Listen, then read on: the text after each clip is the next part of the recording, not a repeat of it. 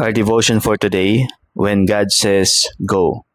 Scripture reading, Genesis chapter 12, verse 1 through 9, and our key verses ay nasa chapter 12, verse 2 and 3. And I will make of thee a great nation, and I will bless thee, and make thy name great, and thou shalt be a blessing. And I will bless them that bless thee, and curse him that curseth thee, and in thee shall all families of the earth be blessed. Ang paningin ay hindi pananampalataya, ang pakikinig ay hindi pananampalataya, ni ang ating nararamdaman ay hindi pananampalataya.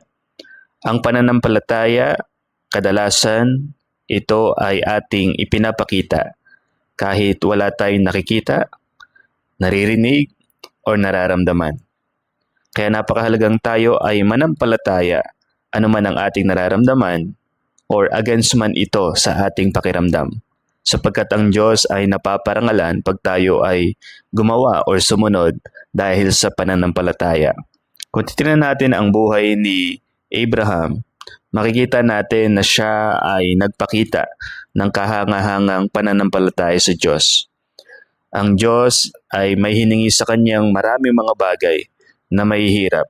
Kasama na doon ang iwan niya ang kanyang pamilya, ang kanyang mga kaibigan, at siya ay tumungo, siya ay mag-go doon sa lupain na hindi pamilyar sa kanya. Kaya makikita natin sa ating key verses, dito binigyan siya ng muling katiyakan ng Diyos upang mawala ang kanyang takot, ang takot ni Abraham. So si Abraham, siya ay maaring maliit ang kanyang kaisipan patungkol sa katotohanan na ang kanyang pangalan ay magiging dakila. Pero ang pinakamahalaga sa lahat, siya ay sumunod sa Diyos ng may pananampalataya.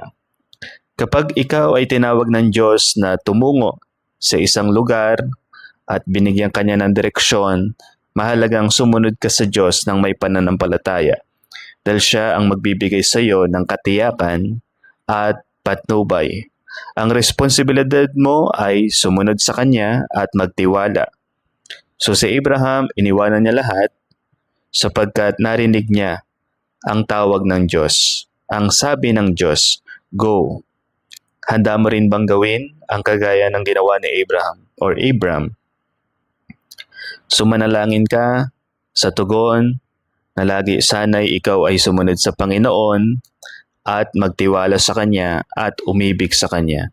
Sa ganong paraan, hindi mo maisasantabi o hindi mo masasayang anuman yung mga pagpapalang inilaan ng Diyos para sa iyo. Dakilang Diyos, bigyan niyo po nawa ako ng pananampalataya upang ikaw ay sundin at tunay na pagkatiwalaan. Pag sinabi niyo po nawang go, ako po nawa ay sumunod. At Panginoong Diyos, hindi ko po mahadlangan anuman ho yung pagpapalang inilaan nyo para sa akin. Ito ang aking panalangin sa pangalan lamang ni Jesus. Amen.